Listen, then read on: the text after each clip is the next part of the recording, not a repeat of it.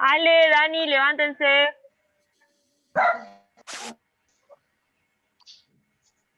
Apaguen los micrófonos. Apaguen micrófonos, por favor.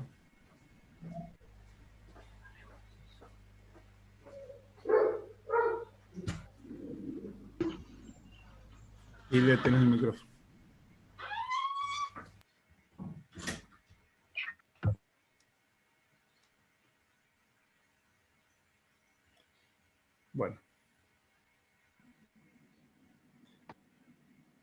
Bueno, decía. Profe, falta Nahuel. Esperamos.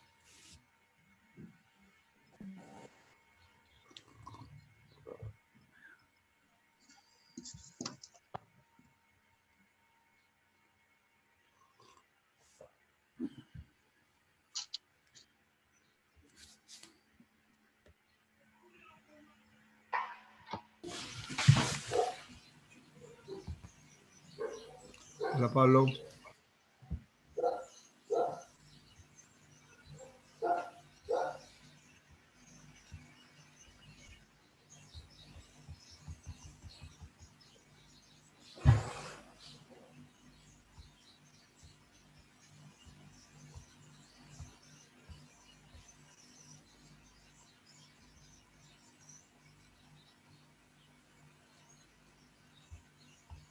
¿Entró?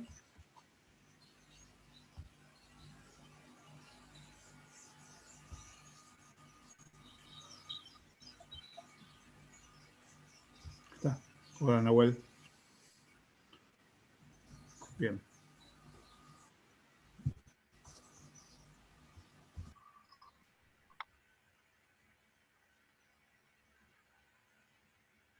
Bueno, decíamos, el contexto de Guerra Fría, en el caso de América Latina, se profundiza a partir de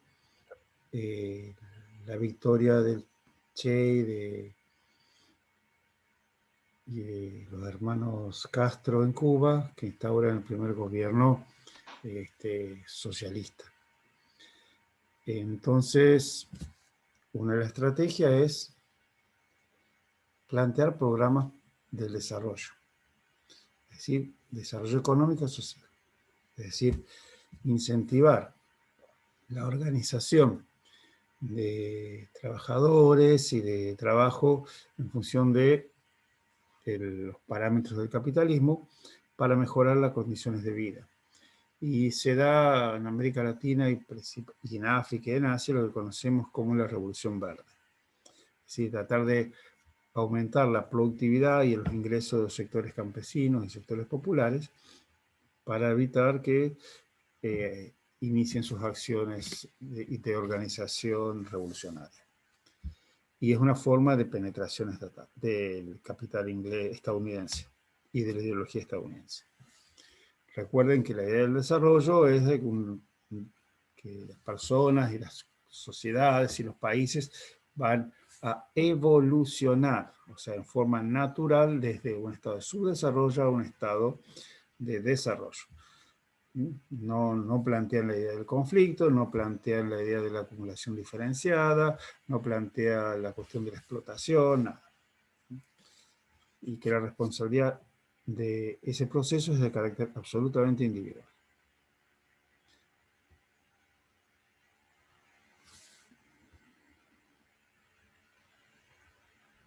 Bueno. Y estas son las metas.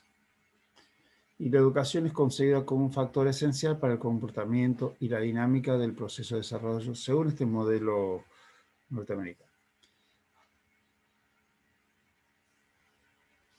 Bueno, acá están los agentes. Esto está subido de la plataforma y si no, lo subiré de nuevo.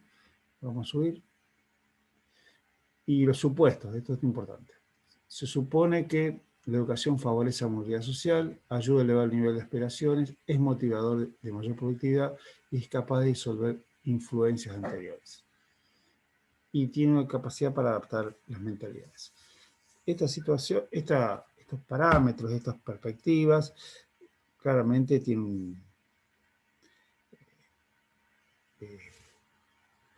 tienen un fuerte impacto en las ideologías y en gran parte de los 60 y los 70 se transformaron en cuasi hegemónicas. Bien. La otra cuestión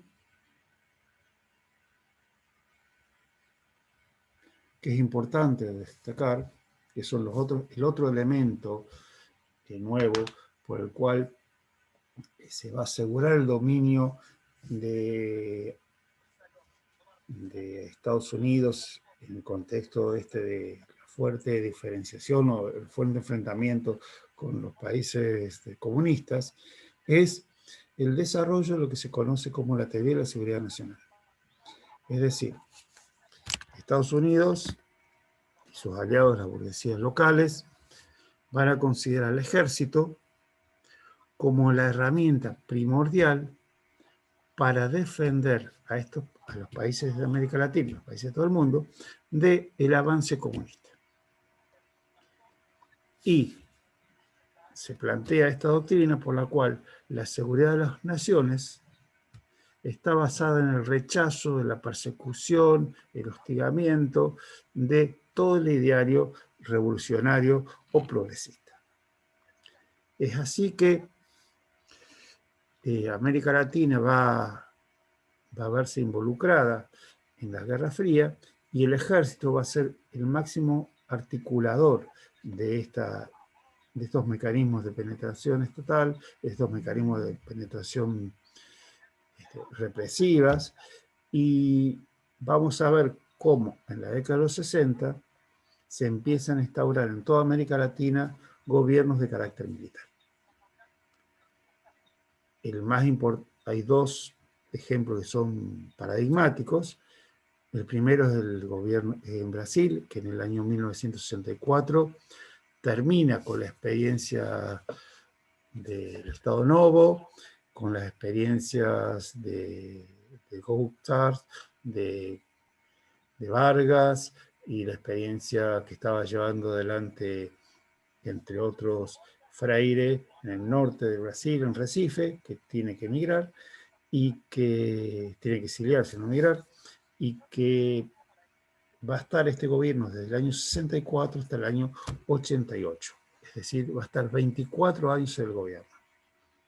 El mismo pasa con las dictaduras de Paraguay, pasa con dictaduras en toda Centroamérica, y en Argentina, como no es menor, se instala también una dictadura militar en el año 66 con Onganía, que va a durar hasta el año 73.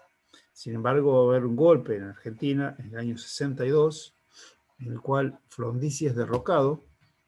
Él va a tener 6 o 7 planteos militares en los cuales le señalan que no puede permitir la vuelta a la democracia, vuelta a la participación política del peronismo, que estaba proscripto, aunque esa había sido una de las promesas de campaña de Frondizi, que le permitió acceder al poder. O sea, a Frondizi accede al poder gracias a los votos que le da el peronismo, pero él, cuando está obligado, está presionado para cumplir esa promesa de campaña, tiene sucesivos planteos militares que terminan, en definitiva, con su derrocamiento en el año 62. Y se continúa así desde el año 55 hasta el año 73 con la proscripción del peronismo. En el año 62-63 sube Ilia, el presidente Ilia, con el peronismo proscripto, con el 22% de los votos.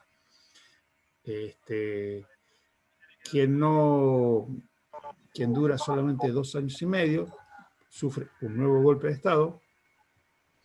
Durante su gobierno se consolidan las instituciones universitarias, la formación, como decíamos, en ciencia y técnica, el desarrollo del CONICET. Hay un importante avance y presupuesto en educación. Sin embargo, esto se corta luego con el golpe de 66, y es paradigmático que una de las primeras acciones que lleva adelante el golpe de Estado es la intervención en las universidades y lo que se conoce como la noche de los bastones largos, por la cual la Policía Federal, estrenando unos palos, unos garrotes, obliga a desalojar a toda la Facultad de Ciencias Exactas y les pega en la cabeza con estos garrotes a profesores, docentes, investigadores, argentinos y extranjeros, iniciándose un proceso de migración, expulsión desde las universidades hacia el extranjero. Está el video, está para que los vean, por favor, que lo analicen. La noche de los bastones largos. En este contexto de violencia, por a su vez, de fuerte presencia del Estado en materia de infraestructura, se lleva adelante, bajo el gobierno de Onganía, un proceso de inversiones estatales que tienen bastante repercusión en nuestra zona, como son la construcción del Chocón, Cerros Colorados, como hemos dicho antes, también Ipazán. En ese contexto de fuerte represión y persecuciones, se da también, o se construye, se constituye también, perdón, un proyecto para una ley de educación que se llama el Proyecto Astigueta. El Proyecto Astigueta fue presentado el 30 de marzo del año 69, 2 meses antes del Cordobazo, un video que también les sugiero que vean, el Cordobazo, que se produjo entre el 29 y el 30 de mayo en la ciudad de Córdoba, como producto de una serie de levantamientos populares que estaban exigiendo el cambio en la forma de gobierno, que estaban exigiendo la vuelta a la democracia, el fin de los ajustes que estaba llevando adelante en ese momento Kirchner Bárcena, y este proyecto, especialmente en sus artículos 24 y 25, nos plantea el modelo del rol subsidiario del Estado. En ese proyecto está también plasmado la concepción católica, o sea, religiosa, del gobierno, la perspectiva de la seguridad nacional y la perspectiva del desarrollo. O sea, son los componentes nuevos, entre comillas, que caracterizan el periodo: la aparición de la religión, la aparición de la categoría de desarrollo y la categoría de seguridad nacional. Es decir, subsume al sistema educativo a los principios del desarrollo, ya que ya habíamos mencionado, y a los principios de la seguridad nacional. O sea, el sistema educativo no es un sistema que va a formar sujetos críticos, precisamente, sino que va a formar sujetos en función del paradigma del desarrollo y el paradigma de la seguridad nacional. Y entre los elementos que va a fomentar este proyecto está la garantía concreta de los derechos de los sectores privados para la creación de escuelas. Y está absolutamente explicitado en estos 2 artículos que yo les menciono, que espero que los tengan para leer para los prácticos. Bien.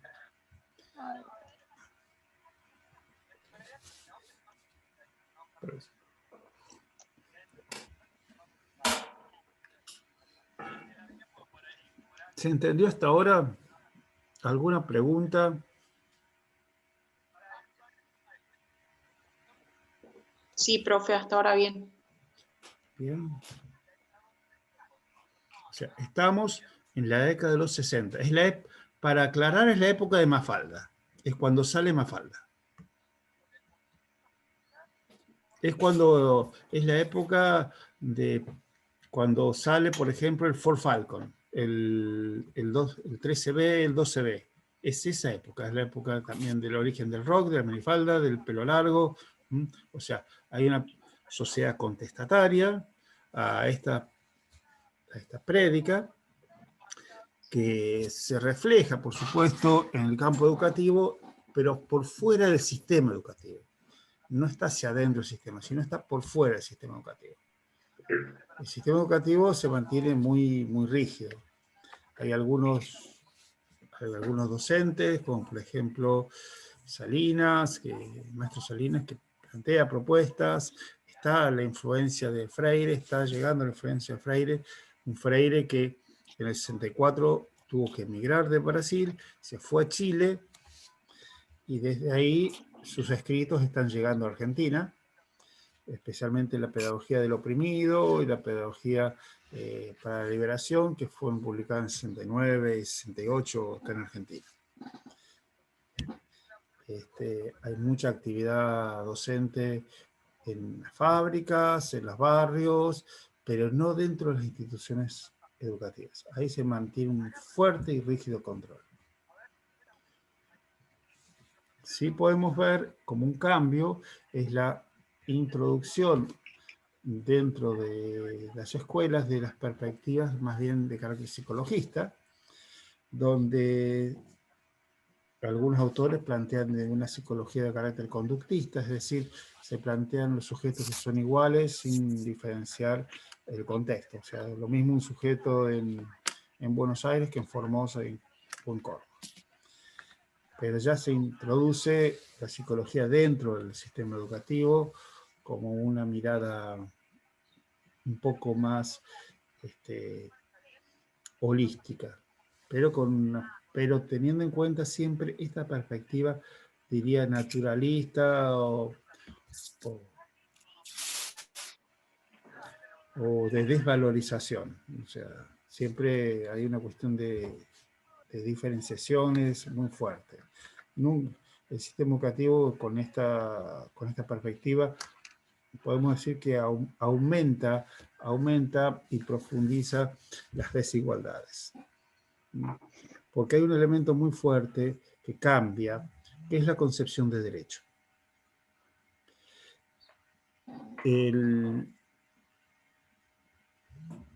Durante el gobierno anterior, durante los gobiernos peronistas, se consolida la idea de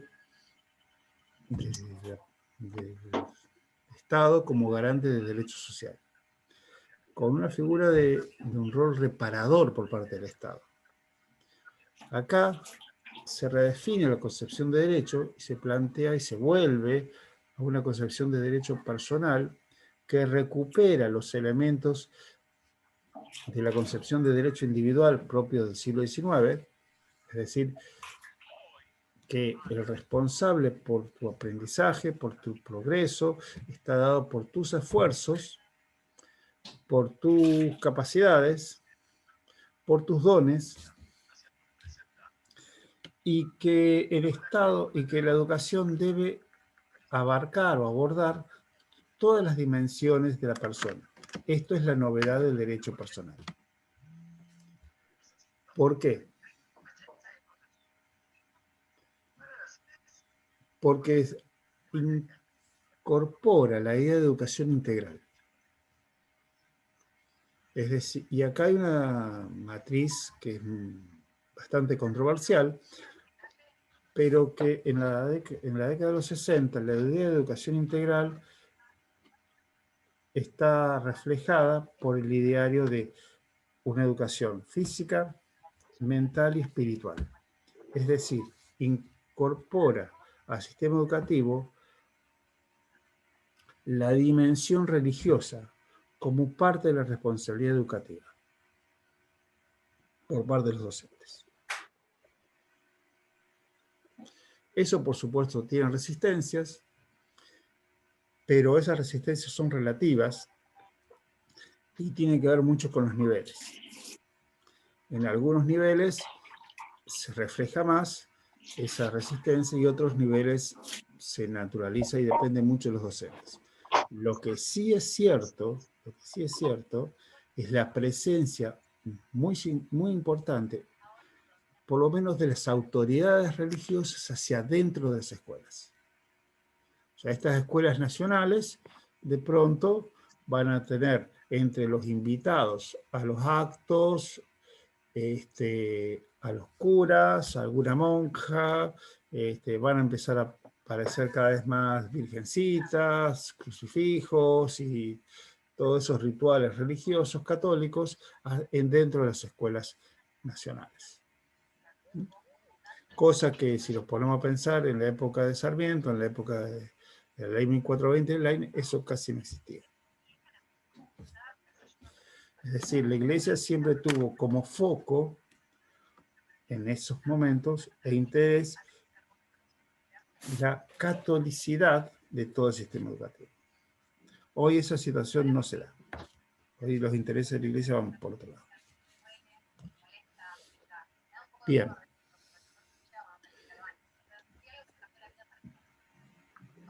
El gobierno de Frondizi, voy a compartir pantalla. Perdón, el gobierno de Onganía, si ustedes ven acá, en su última parte, acá, entre 68 y 72, entra en crisis y debe habilitar nuevamente las elecciones. Y ahí asume Cámpora y después asume Perón cuando vuelve del exilio.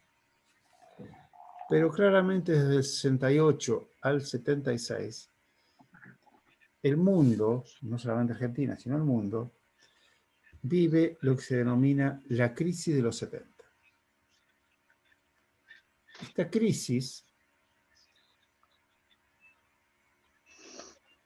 es una de las crisis más importantes del capitalismo. Y es una crisis no es de subconsumo, como la crisis de los 30, sino que es una crisis de caída de la rentabilidad por parte de las empresas. Hasta mediados de los 60, la rentabilidad empresaria era alrededor del 8%, 10% de su producción. A partir de los 70, la rentabilidad empresaria, especialmente de las grandes fábricas estadounidenses, bajó cerca del 2 al 4%.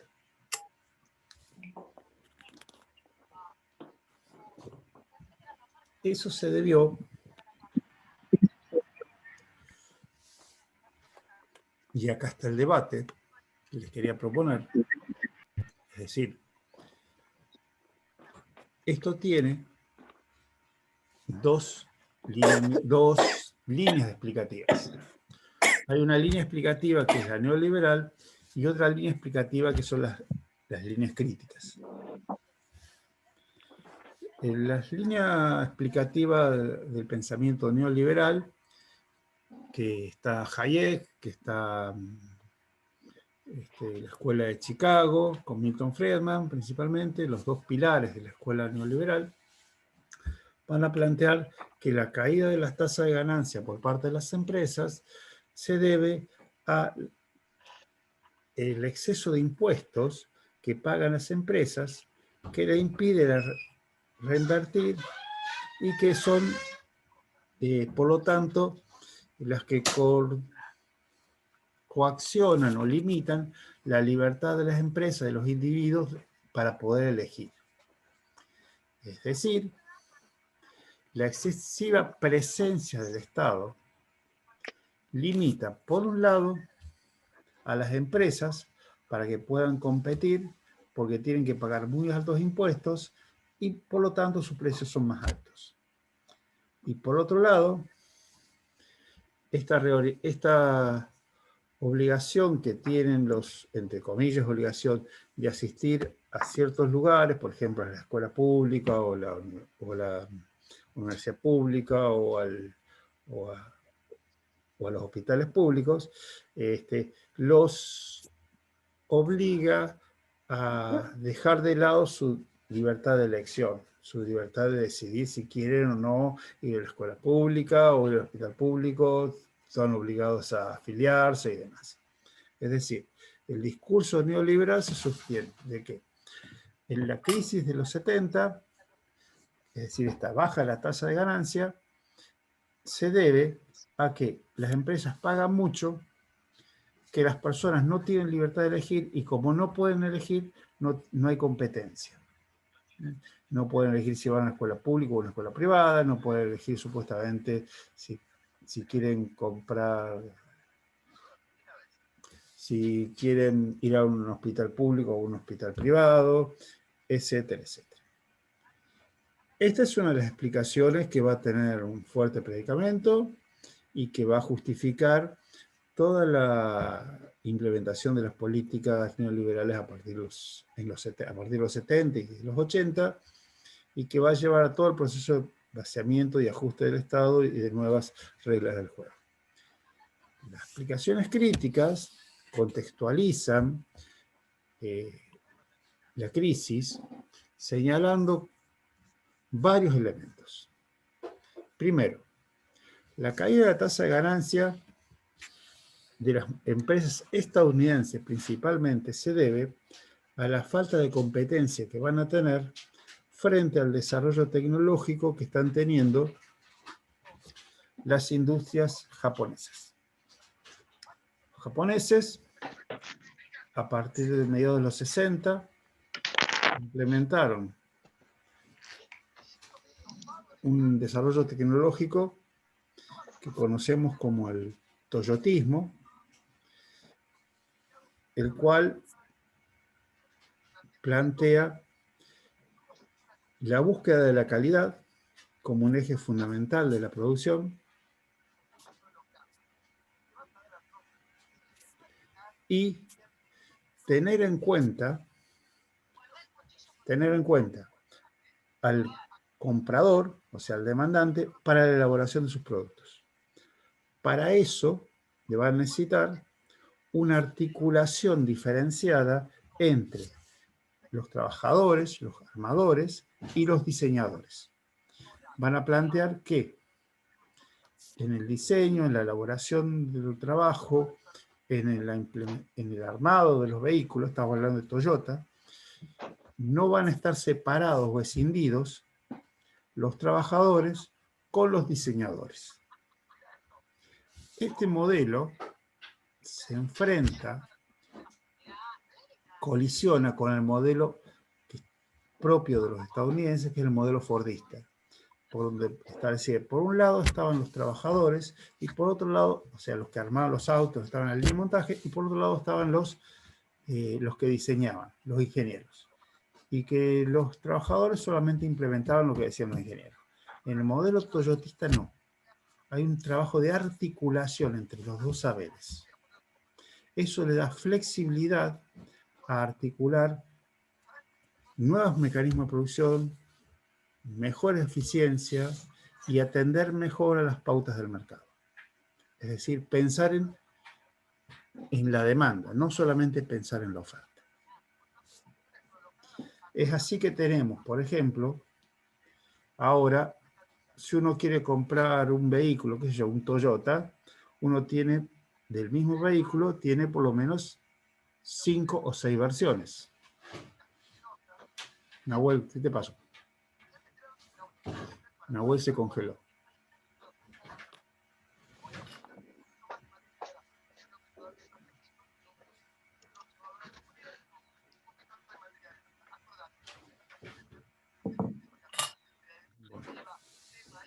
Hola, Nahuel.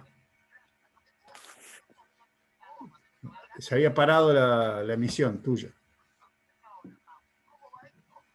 ¿Qué? Es el internet mío. Ok. Bueno, entonces, pensar en la demanda, como es el modelo toyotista, es pensar, bueno, te ofrezco una camioneta con 5 variables de motor, 5 variables de equipamiento. En cambio, pensar en la de... en cambio, el modelo...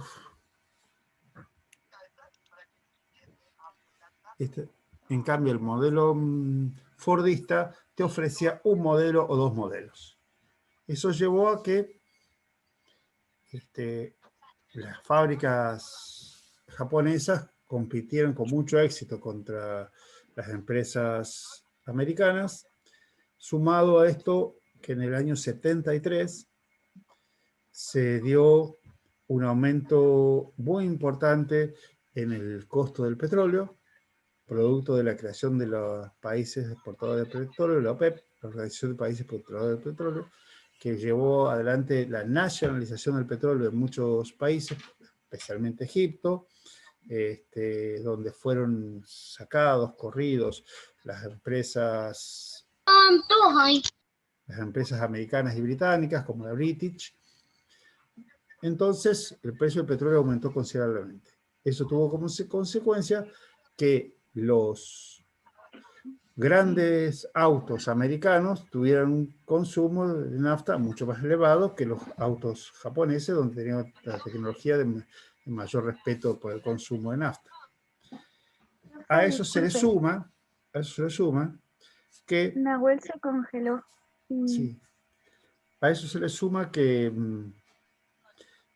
Estados Unidos se encuentra, al igual que Rusia, encuentra en una guerra, que es la guerra de Vietnam, donde la pierde, pero le genera una gran cantidad de costos financieros. Por lo tanto, exige para sus empresas, a su sociedad, recursos. Y además está involucrada en una guerra fría con Estados Unidos, una carrera armamentística y la batalla espacial o la guerra espacial, o la carrera espacial. Es decir, todo ese combo de cuestiones hacen a la caída de la tasa de ganancia. Es decir, miradas críticas nos plantean una perspectiva mucho más compleja que plantear que solamente debido a la falta de competencia o a la intervención excesiva supuestamente del Estado o a la cantidad de impuestos, se debió a la crisis de los 70.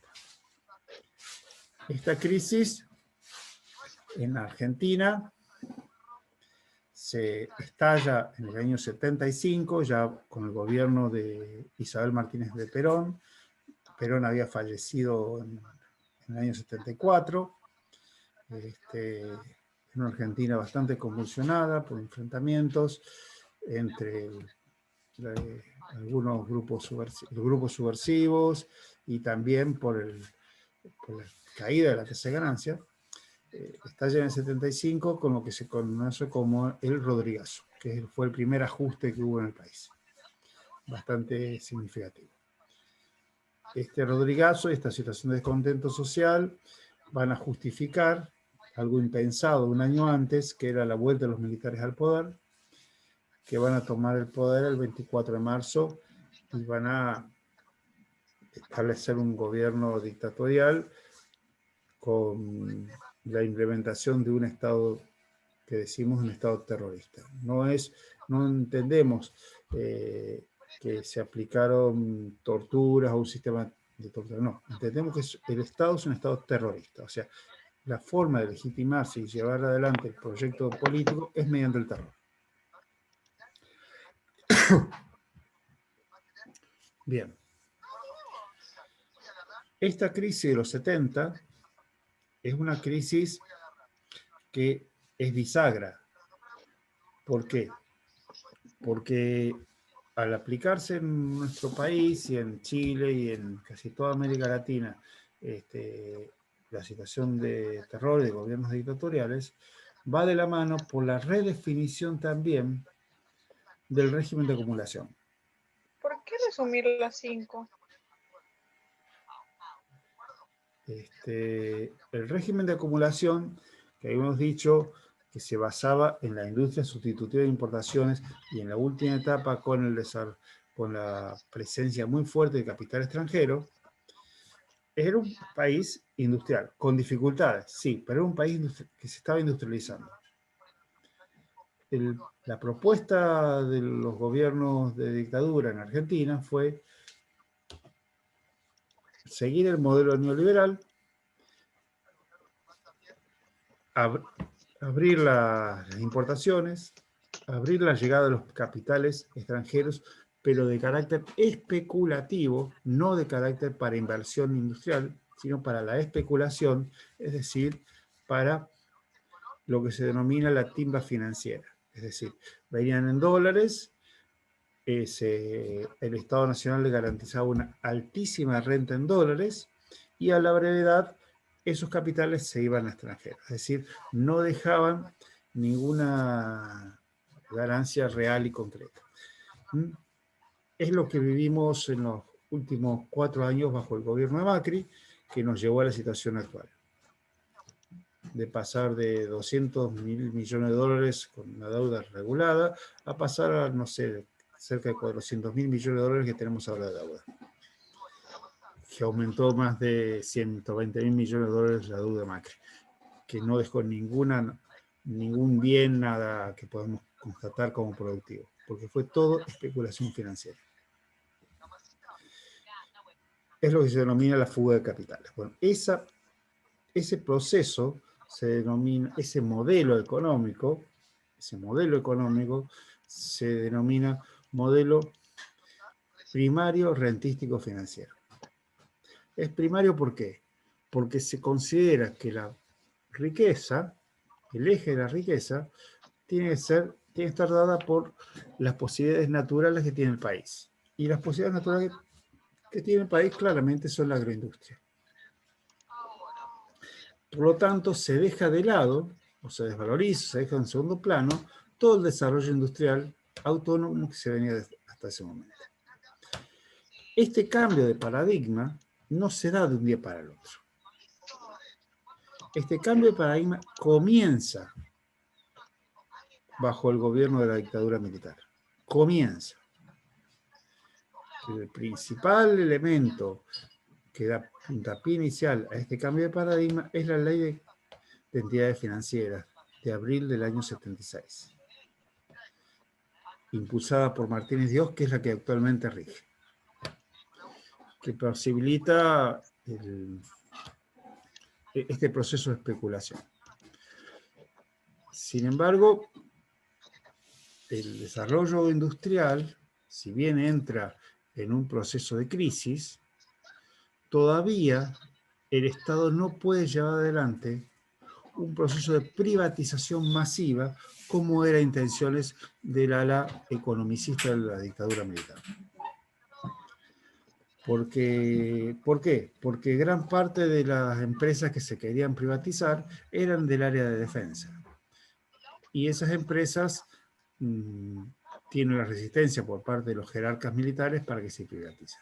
Cuando digo área de defensa, estoy pensando fabricaciones militares, fábrica militar de aviones, las fábricas de pólvora, la fábrica de fusiles de azul y demás. O sea, son todas empresas estatales manejadas por los militares que implican un desarrollo tecnológico, implican un desarrollo industrial que no fueron privatizadas.